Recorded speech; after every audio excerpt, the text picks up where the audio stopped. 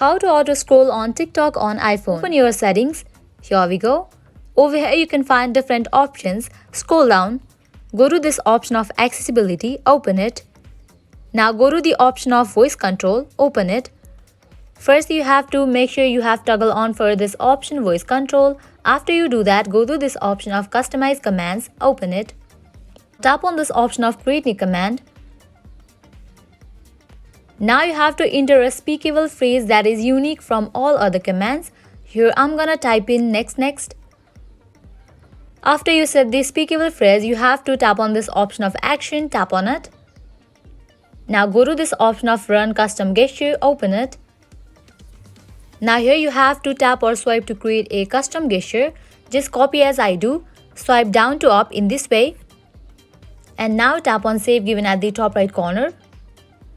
Now you can go back, tap on save.